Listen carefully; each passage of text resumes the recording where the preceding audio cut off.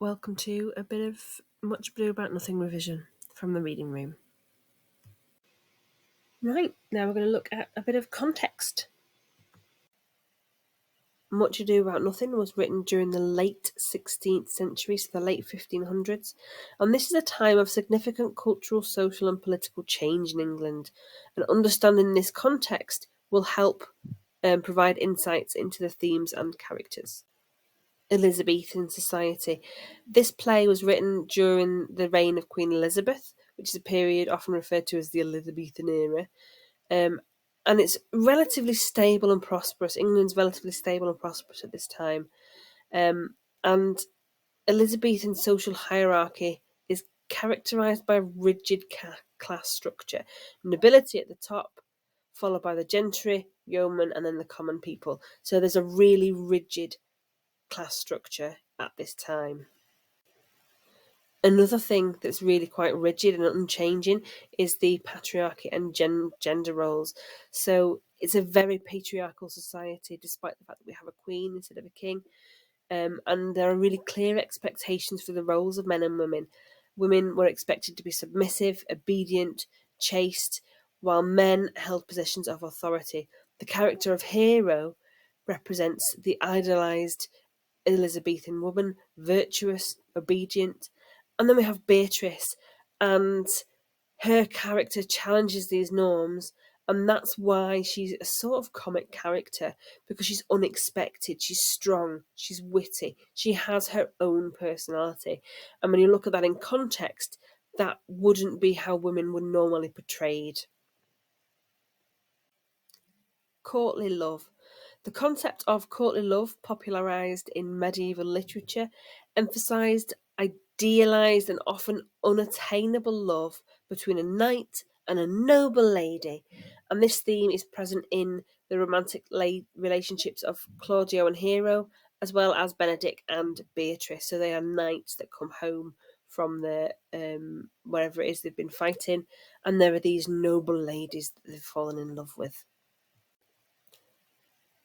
Marriage and social status, the connection between marriage and social status.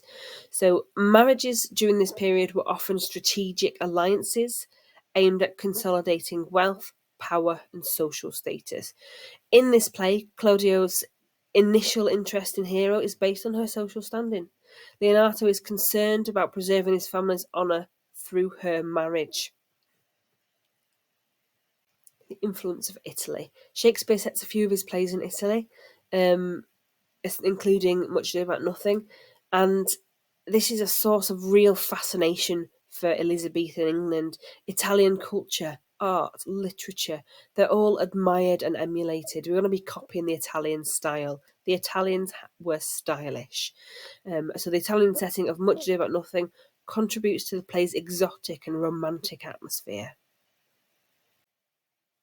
Language and wordplay. So Shakespeare's language is important contextually. The intricate wordplay, puns and double entendres he's using. The play itself is an example of wordplay, using the multiple meanings of nothing and noting. Linguistic richness reflects the importance of wit and eloquence in Elizabethan society. And I'm talking about this stumbling over my words, which is very silly. But being able to speak well and to be eloquent and witty was very important in Elizabethan society. Social and political unrest. Now, this is a weird one, because Elizabethan era was very stable politically, or it was seen as very stable politically, but there were underlying tensions, especially religious conflicts, the threat of a Spanish invasion, and these issues would influence the social and political undertones of Shakespeare's plays, including Much Ado About Nothing. Theatre and entertainment. I will say this in every single one of these context videos. This play was written to be performed at the Globe Theatre in front of a real variety of social classes. The cheap seats were about the price of a loaf of bread, and then the much more expensive seats for more wealthy people would be away from the poor people, but they would all be there watching this. So this is a play that has to appeal to the diverse audiences of the time, and it does that really, really well. In summary, Much Ado About Nothing is situated within the context of the Elizabethan era, with its societal norms, gender roles, ideals of love, and cultural influences.